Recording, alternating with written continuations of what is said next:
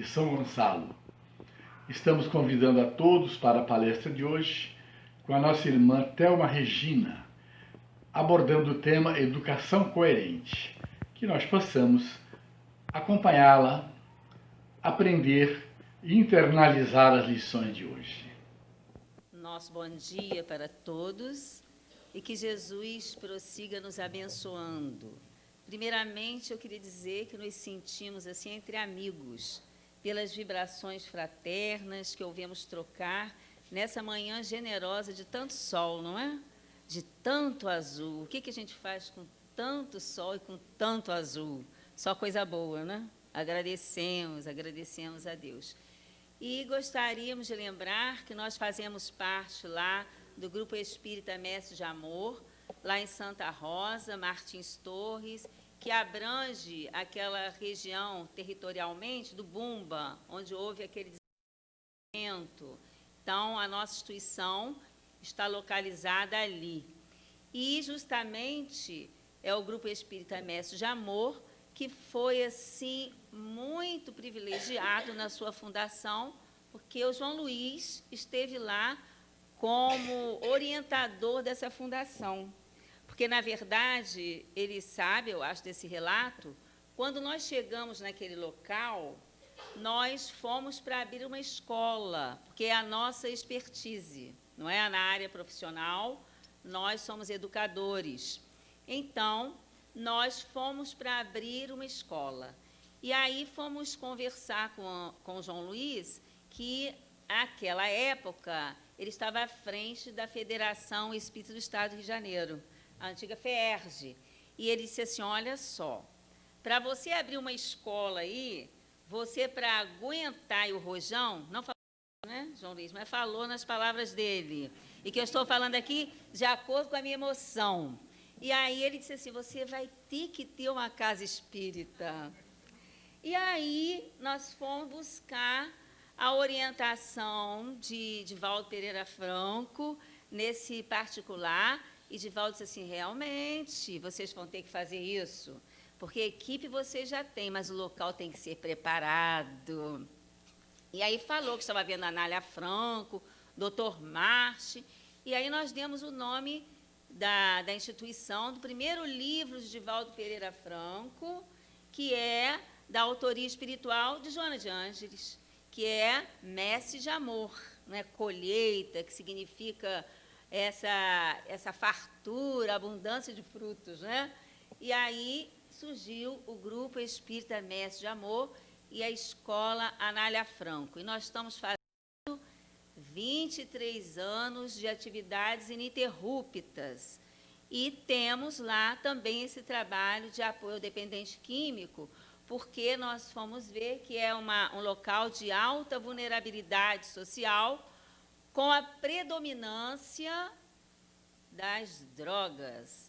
E aí nós temos berçário com 40 bebês, em que a hora mais festiva, viu, João Luiz, é a do almoço, porque nós temos a equipe técnica de funcionários que atua, mas é sempre pouca para a demanda. E os demandatários, às 10h30, 11 horas, eles choram.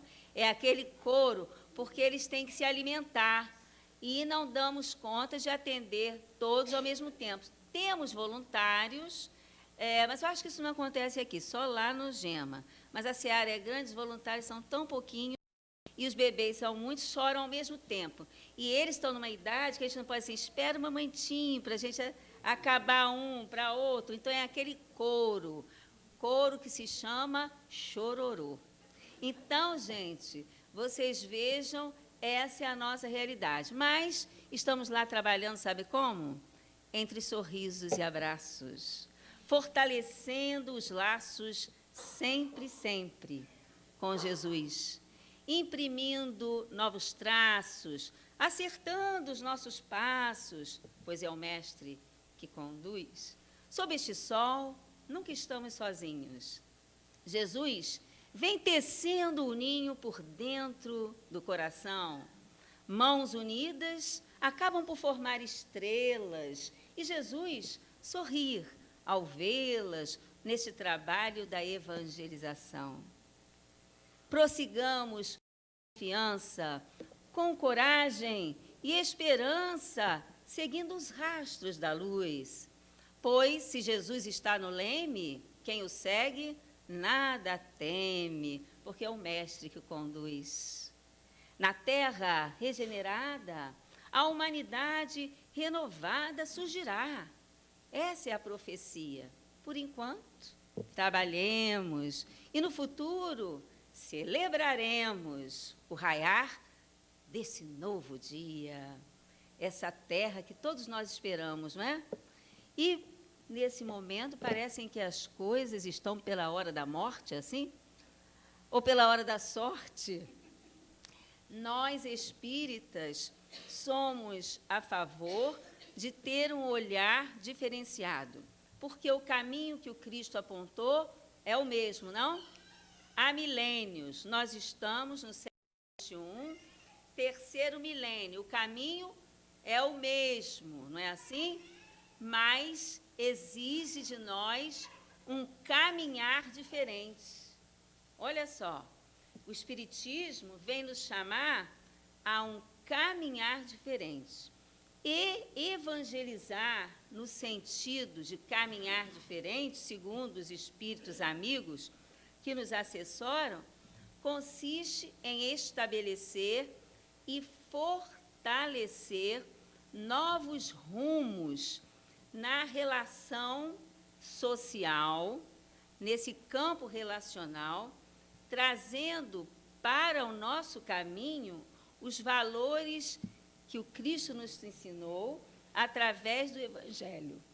Então, é fortalecer e estabelecer novos rumos na relação com o próximo, na vivência, com base nos ensinamentos de Jesus.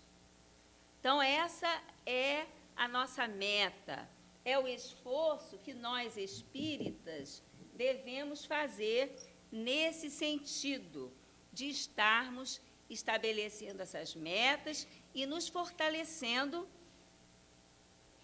para a grande batalha que se trava dentro de nós mesmos. Então, essa força, esses ensinos, eles devem ser estabelecidos no nosso interno, não é? E no nosso externo, no sentido da convivência. Então, seria a inteligência emocional. Já ouviram falar da inteligência emocional? Porque nós, eu tenho um hábito de professora. Se tiver uns giz aqui, deixar na minha mão, tem esse aqui. Então, não tem mal. Aí, isso mesmo. Então, o que acontece? Ok. Obrigada. Então, nós temos o QI. Já ouviram falar do QI? É o que indicou? É assim? Não, não é? Não é o que indicou, né? É o coeficiente intelectual. Ih, fulano é inteligente, não é? Já viu? E como que nós aferimos? Fala bem, não é? Se expressa bem. E no cálculo de matemática é um absurdo. E por aí vai. E isso dá um empoderamento para a pessoa, não dá? Hein? O poder do intelecto é uma coisa grandiosa. E nós sabemos até de um sábio, que certa vez ele era assim, muito sábio, isso é real, né? Ele era muito sábio, mas não era bonito, nada bonito. Pelo contrário, chegava a ser grotesco. Então, ele estava numa atividade social, numa festa, e apresentou-se uma senhora que era muito linda, muito linda. E ela aproximou-se dele e falou assim, porque ele tinha aquele poder, né, pela inteligência. Nós não nos recordamos o nome dele, né? Vamos olvidar. Mas ela chegou para ele e falou assim, aquela época foi uma espécie de uma paquera, vamos dizer. Ela aproximou-se e disse para ele assim, já pensou um filho nosso, com a sua inteligência e com a minha beleza? Ele falou assim, eu não arrisco, a pessoa se nasce o contrário? Então, minha gente, é para a gente repensar, né, nessas questões, esse absurdo. Então, QI é isso, né? Agora, você imagina que tragédia. Então, olha só. E o que é? Que é? O que é seria o coeficiente emocional. É medido também. As pesquisas modernas eu vou dizer o nome desses, que são coisas boas, né? De Howard Gardner e outros, eles vêm dizendo que existe também um coeficiente que é medido pelo outro tipo de inteligência. Olha só, a pessoa que sabe resolver os seus problemas sem se melindrar, sem se ressentir. Olha que beleza, hein? Sem transferir para o outro as suas responsabilidades, mas que passa por aquilo que ninguém percebe. Ela passa pelo vendaval e todo mundo pensa que ela já está na bonança. É uma pessoa inteligente. Esse tipo de inteligência chama-se inteligência intrapessoal. E que essa inteligência intrapessoal vai melhorar muito o campo da inteligência ambiental, no sentido coletivo, da inteligência interpessoal. Então, quem tem inteligência intrapessoal é aquele trabalhador que todo mundo precisa. E uma vez, Chico conversando, Chico era de uma inteligência, né, emocional e intelectual, que estava ali momentaneamente escondida, né? Mas nós sabíamos que ele era muito inteligente, os espíritos também trabalhavam com ele na nível de inteligência, porque ele já havia tido isso em encarnações anteriores, né? Então, ele tinha sempre uma saída para tudo, né? Então, o Chico, ele conversava sempre apontando para essas questões íntimas. Então, Emmanuel, uma vez, falou para ele assim, olha, Chico, esse tipo de trabalhador que trabalha assim, quando quer, como quer, para onde quer, pode ser muito excelente, mas não é o que Jesus precisa. Então, Jesus precisa daquele trabalhador que responda aquilo que o Chico respondia sempre. 3 vezes, resposta certa. Disciplina, disciplina e... Ih, mas está muito baixinho, vou repetir. Disciplina, disciplina e... é o que eu preciso, é o que todo mundo precisa, não é? É disciplina. Então, existe esse tipo de inteligência. Mas vocês sabiam, já ouviram falar de um outro tipo de inteligência? Exato, que chama-se spiritual, né? É porque vem assim, ó, QS, isso nas pesquisas. Um cientista, ele focou esse tipo de inteligência. Esse QS, como é que a gente mede isso?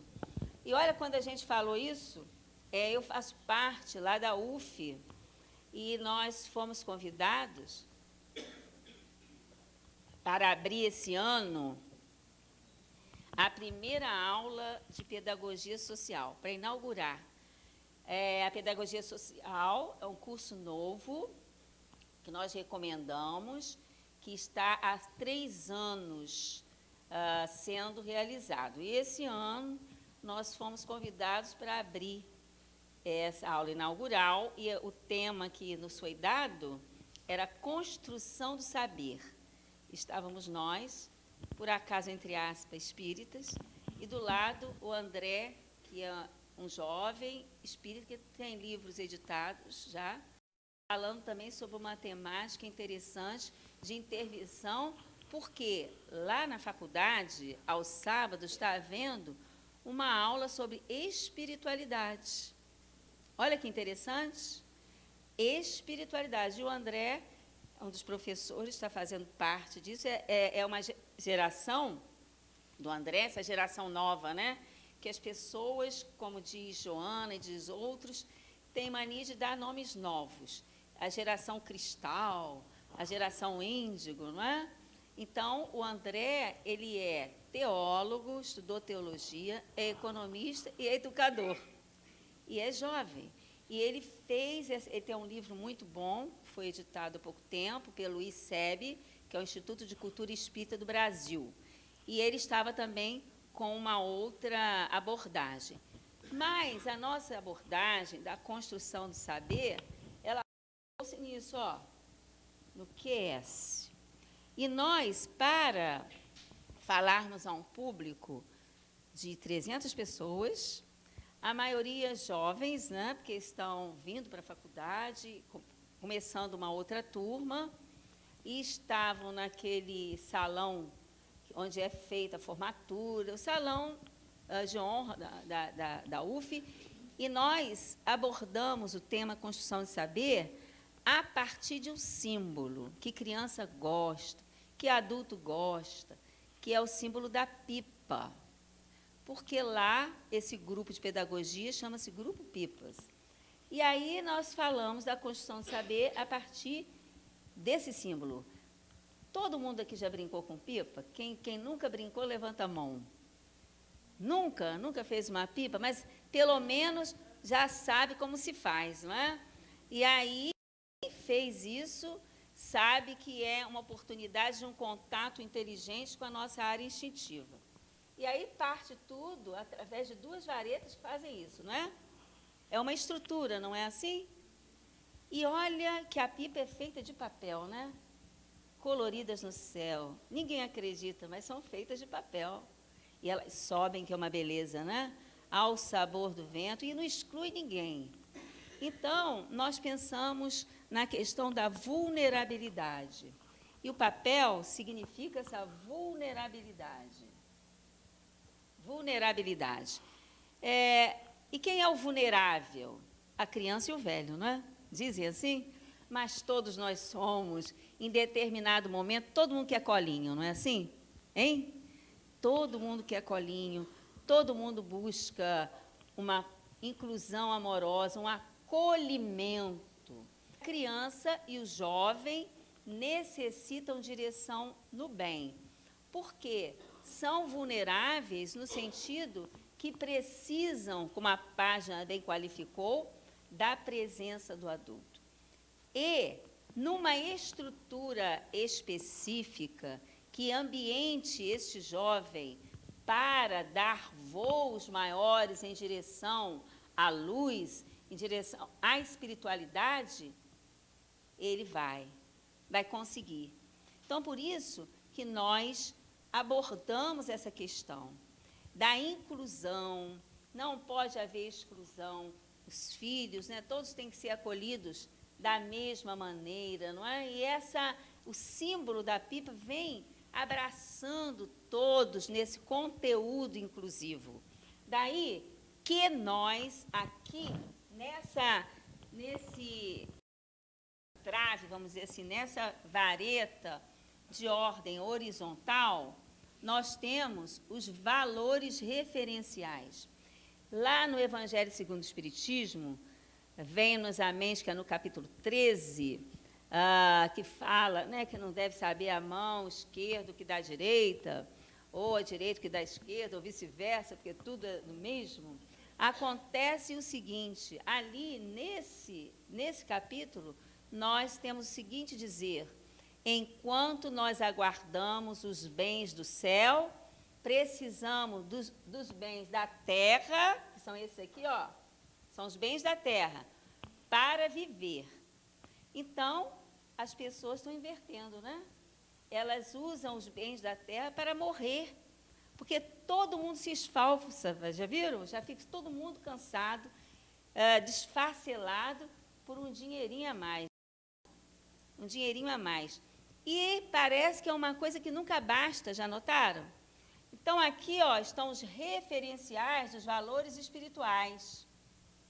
Na verticalidade, na luz, né? Vai dar na luz.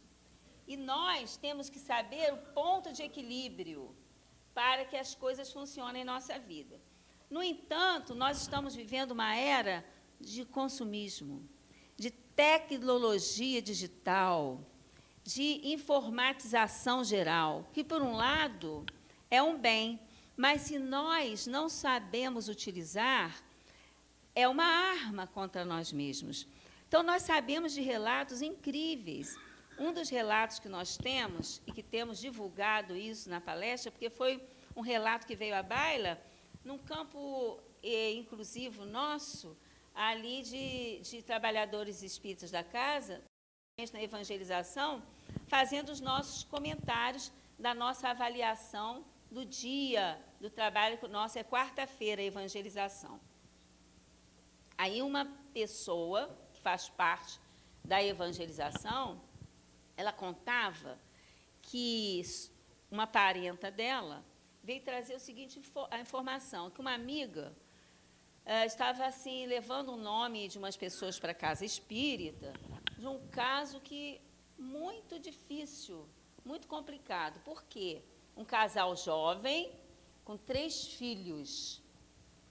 E esse casal era super mentalizado, né? O QI muito elevado, e tanto a esposa jovem e o marido saíam pela manhã muito cedo para buscar ganhar mais, para se manter num grande condomínio na Barra da Tijuca, porque as necessidades aumentavam cada vez mais, e tudo, se nós formos ver essas necessidades, toda nessa horizontalidade, supérfluos, né? E aí, as crianças, 3, cada uma com uma babá, e dentro de casa. Olha a população, né? Muita população para pouco demandatário, né? Antigamente, nós tínhamos tempo de cuidar das nossas crianças, não? Hein? A valorosa senhora, né? Que cuidava de todos. E aí as coisas ficam complicadas e nós vamos fazendo o nosso QI, as avaliações, tudo por fora. Pois bem, eles saíam cedo e deixavam com a babá. E aí o menorzinho, bebezinho, quando foi falar a primeira palavrinha, que antigamente a gente falava assim, era uma competição saudável entre pai e mãe, né? Vai falar mamãe primeiro, o outro vai falar papai. E aí a criança falou uma palavra que ninguém entendia. E repetia a palavra. Só quem entendeu foi a babá. A babá ficou muito feliz, né?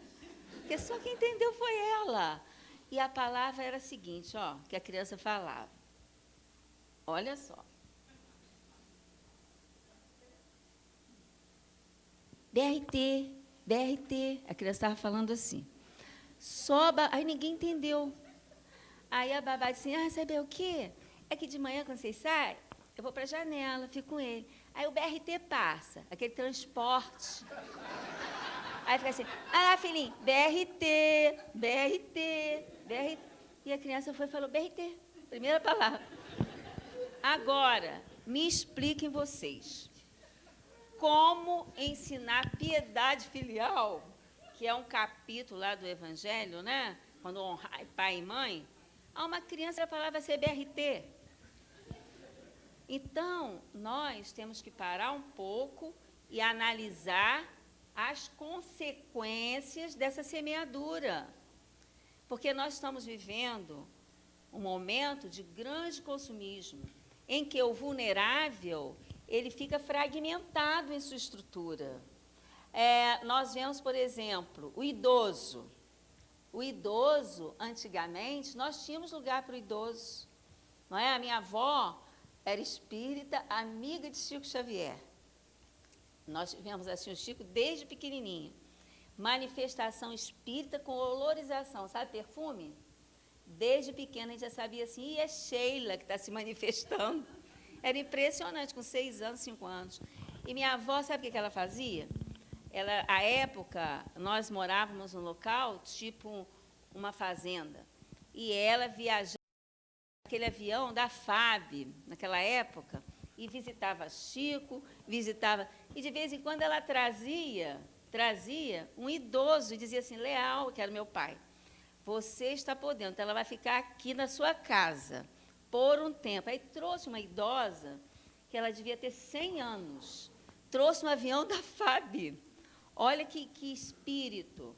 E aí deixava, e nós achávamos lindo aquilo. A minha mãe nem tanto, né? Porque era uma sogra assim, de cima para baixo. Você vai tomar conta. E aí nós lembramos que a gente conversava com aquela velhinha, que nós chamávamos de Dindinha. Ela dormia numa rede. E ela contava uma música que dizia assim, andei por Sorocaba, nós não esquecemos disso, por Guaratinguetá, por Pindamonhangaba e por Jacarepaguá. Depois, em Sorocaba, um velho capitão tomou-me como escravo. Vejam, de que tempo era essa senhora. Se aquela época ela tinha 100 anos quase. Então, nós aprendemos a conviver com o vulnerável assim, com inclusão total. E a minha avó, ela ia, o Chico, naquela época, ele estava em Lagoa Santa, e aí ela tinha aquela ligação com ele, né, muito grande. Depois ele foi para Uberaba, ela dizia assim, eu sou da época do Chico, que a gente chegava e dizia assim, Chico, sentava com ele e conversava. Agora, essas pessoas ficam todas em volta, né, e fazem toda essa confusão em torno do homem. Pois bem, nós aprendemos assim. Agora, os filhos crescem com o apoio de quem? Do papai e da mamãe, não é? E quando deixam esse apoio, porque às vezes faz uma puxadinha, não é assim? Aí, quando o pai pensa que foi criar, está lá, volta com a família maior e faz uma puxadinha para morar, e todos voltam, e os avós hoje ficam naquele tempo que uma oradora falou, o tempo do jaquê. Vocês conhecem o tempo do jaquê? Ah, mamãe, jaquê, a senhora está aposentada, fica com ele. Então, estamos vivendo o tempo do jaquê. Aí os filhos crescem e evoluem no QI e vai para aqui, ó. Não é? Olha aqui, crescem aqui.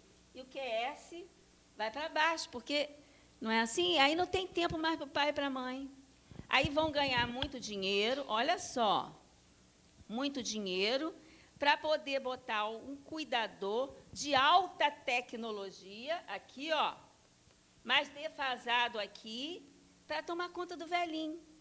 E aí pega o dinheiro todo para botar câmera em tudo quanto é lugar, para vigiar, o cuidador paga. E aí o dinheiro todo que ele se esfalfa vai para cá. E aí se surpreende quando o cuidador tem alta tecnologia, mas não tem condição amorosa. E espanca o pobrezinho do velho. Aí aparece na mídia, com estardalhaço. Então, às vezes, há velhinhos que não estão nem desencarnados, já estão invisíveis, porque não tem visibilidade, ninguém dá bom dia a ele, passa, né? Ninguém vê o velhinho dentro de casa. Então, é a questão da insensibilidade. Então, as nossas crianças de hoje vivem esse mundo. E qual é a intervenção espírita? O que o Espiritismo pode fazer por isso? Qual o socorro?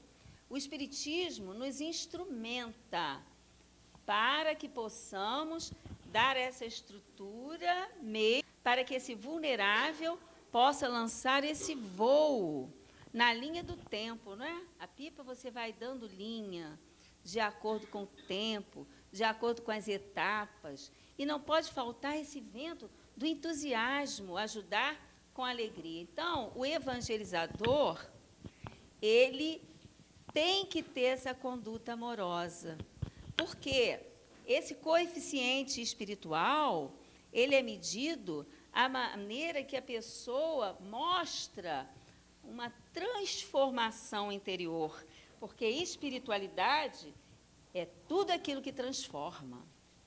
Então, nós temos que dar condição a esse indivíduo que chega às nossas mãos para se fortalecer dentro de uma estrutura especial para que ele possa dar conta disso, porque ninguém aprende sozinho. Ninguém se torna melhor sem um suporte, mas dentro de uma estrutura específica, onde essa disciplina vem amalgamada com a questão da amorosidade, dá certo.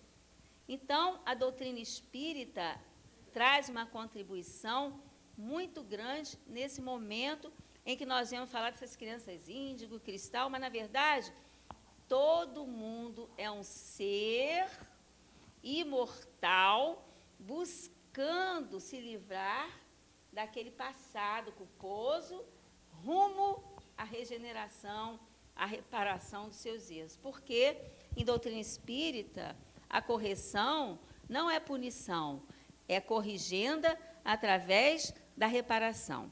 E tem um vídeo circulando aí na internet, talvez alguns de vocês já tenham visto, e lá na faculdade foi trazida essa abordagem pela Cristina Delu, que é uma psicóloga, é professora lá. Ela conversava sobre esse vídeo, dizendo o seguinte, que o vídeo apresenta uma máquina avançadíssima, um computador inigualável, de última geração.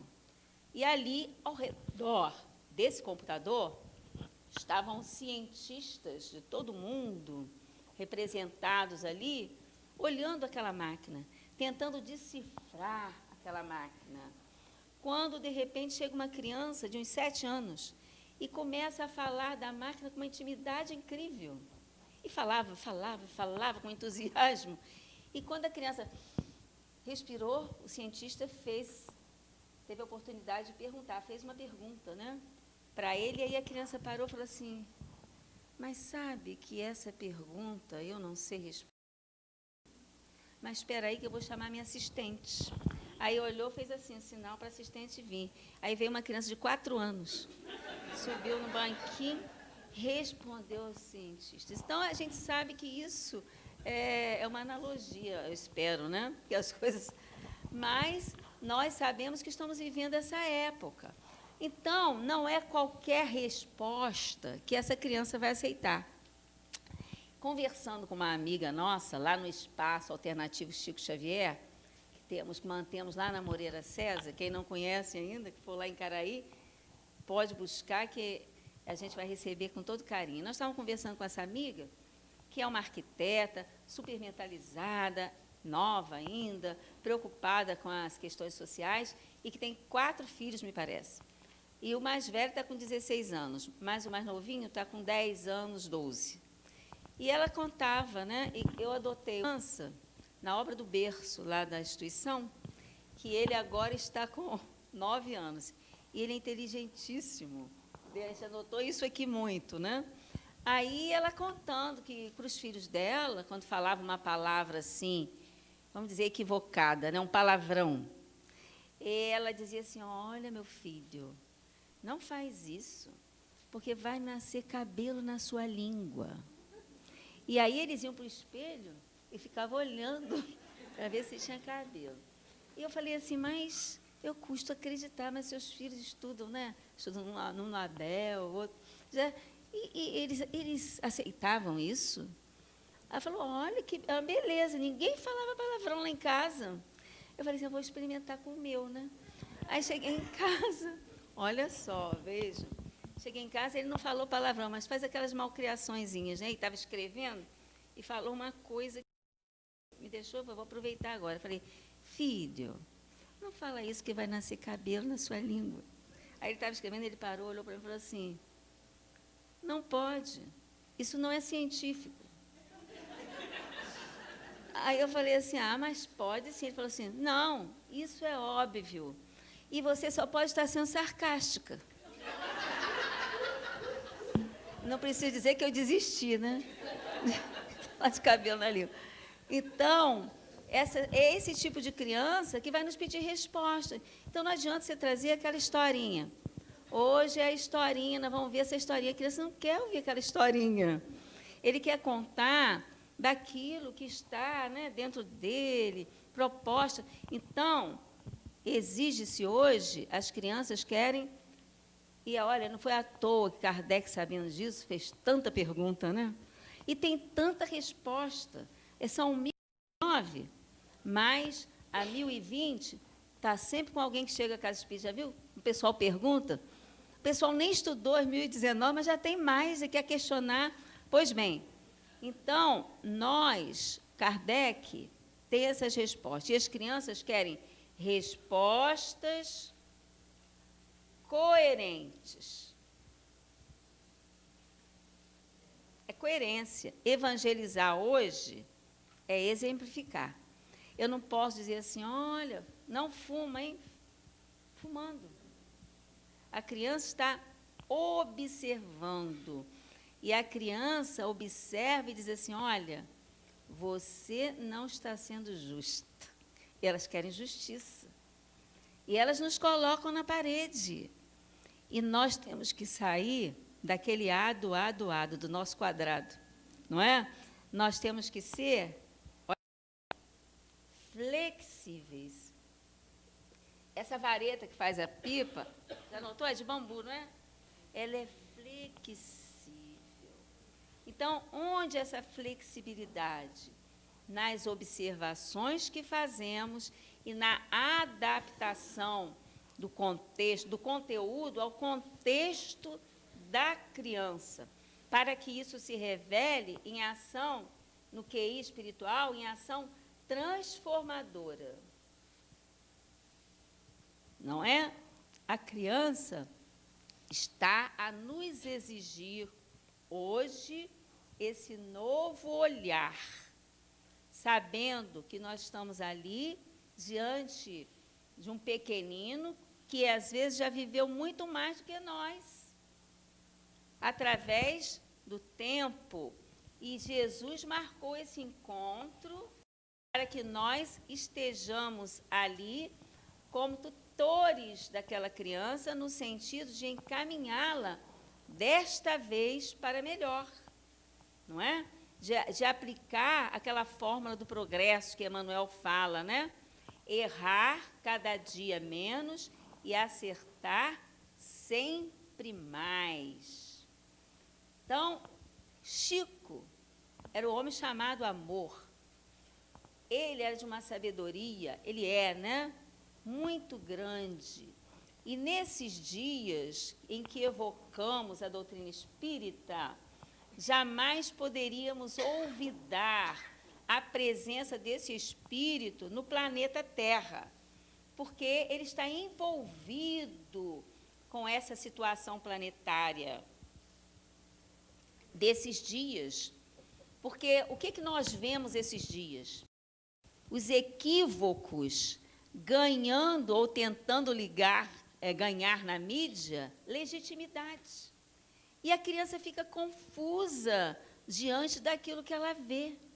E os pais também, porque nós vemos essas criaturas que se tornam famosas e que são seguidas pela massa, trazerem exemplos de vida em suas escolhas, buscando titularidades, para que nós possamos, muitas das vezes, adotar como comum e correto em nossas estruturas vivenciais.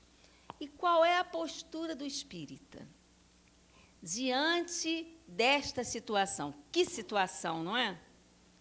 A família, muitas das vezes, sendo aviltada por soluções vãs, em que vem erigir sexo, em que vem erigir o comportamento estranho, os estereótipos em que mostra-se a sensualidade exacerbada. Tudo isso foi previsto nos sermões proféticos, que isso se daria. E aí Mateus diz que, como isso se tornaria comum, a caridade de muitos iria se esfriar, iria haver indiferença. E há lá um conceito que nós devemos, um recado que nós devemos estar lembrando em nossas mentes nesses dias. Ele diz, quando isso acontecer, quem estiver no telhado, não desça. Então, quem que está no telhado? Aqueles que já têm esse entendimento, as coisas de cima. Então, eu não posso descer para adotar o que não é legítimo. Então, qual é a postura, qual é a mediação que o espírita tem que fazer para que essa criança veja? É dar visibilidade a tudo isso. Nós colocamos essa palavra visibilidade, isso é que é dar coerência. Visibilidade. E o que é dar visibilidade? Por exemplo, nós lá temos o nosso bazar, lá em Caraí. Quando a gente quer dar visibilidade a uma roupa, o que a gente faz? Bota onde? Na vitrine, não é?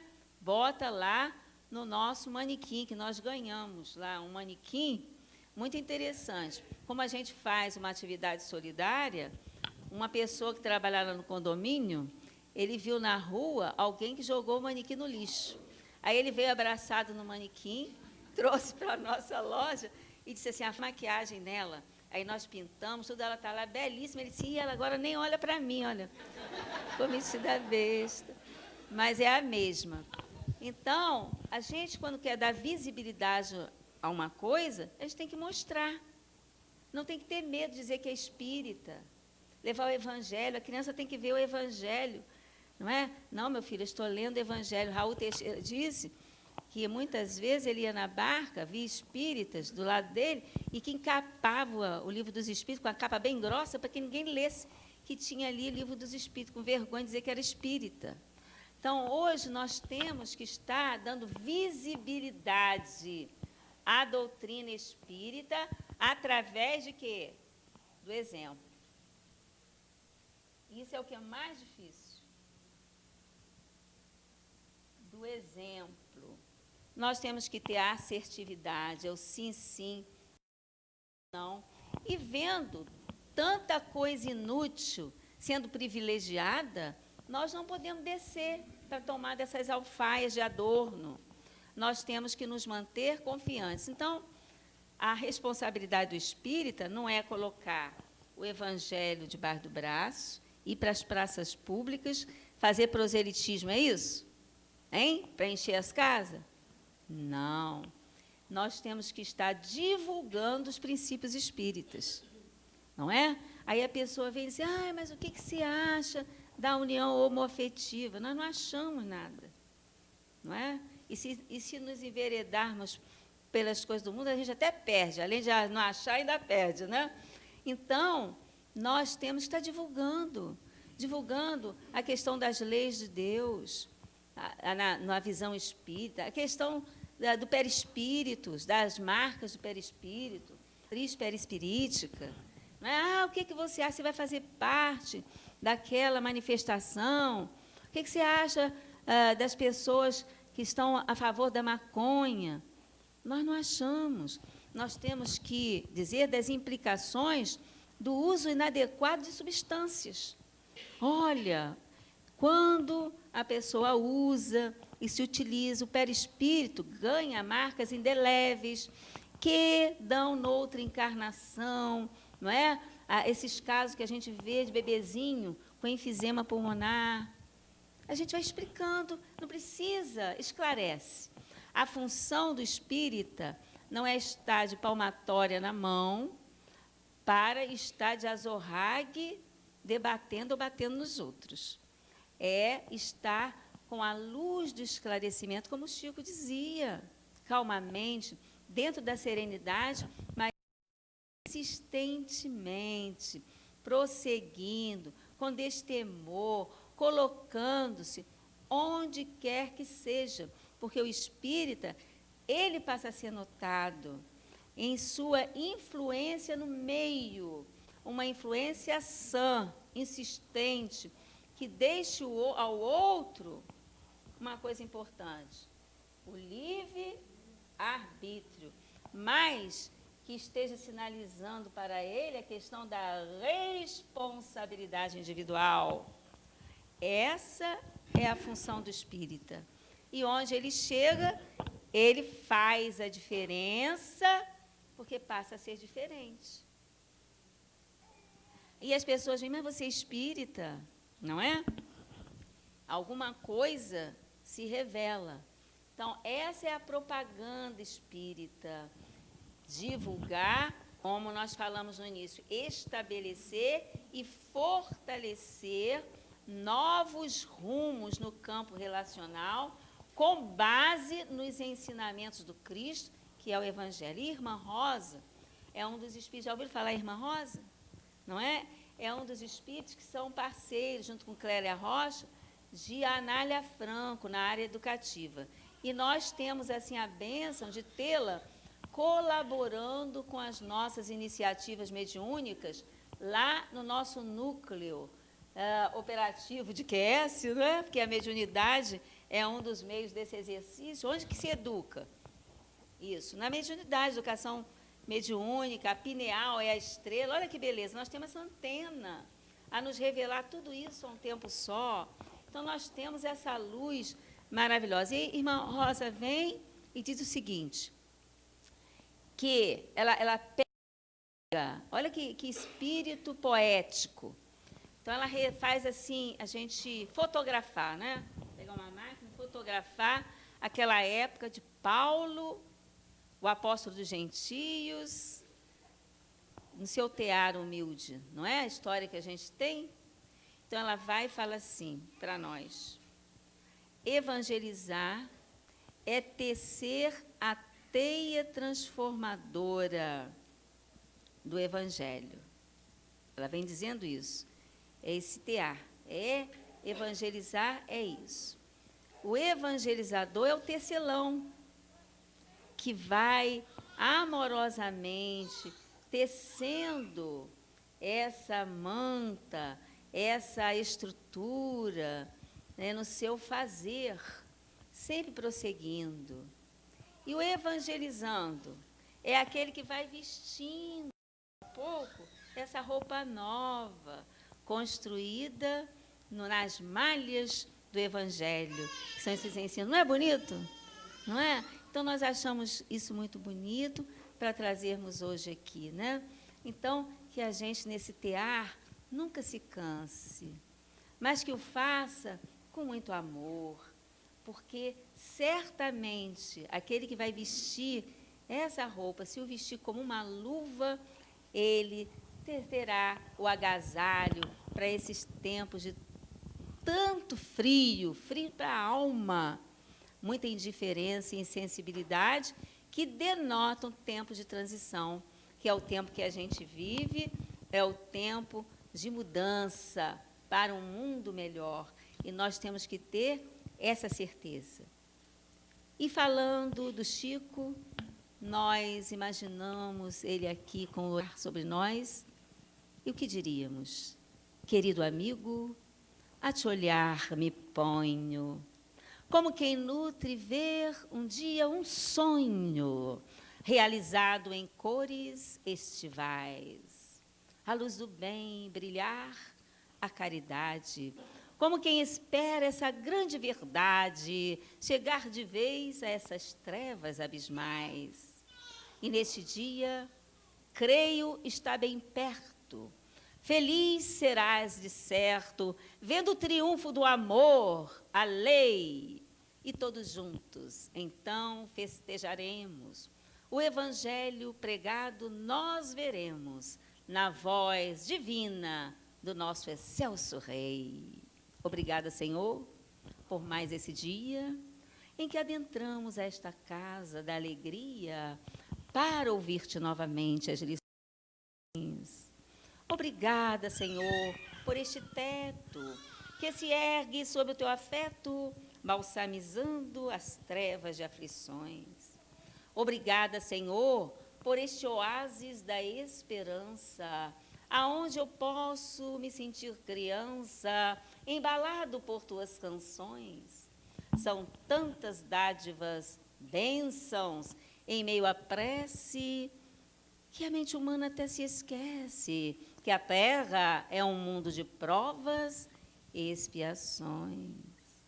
Obrigada, Senhor, pelo singelo abrigo, aonde eu posso repartir contigo as minhas dores, dúvidas, tristezas e as mais profundas emoções, onde eu descanso o meu pesado fardo, quando às vezes o meu corpo arqueja de cansaço e uma especial dilacera o meu coração. No ambiente fraternal desta e de outras casas espíritas, o ser respira o ar da caridade.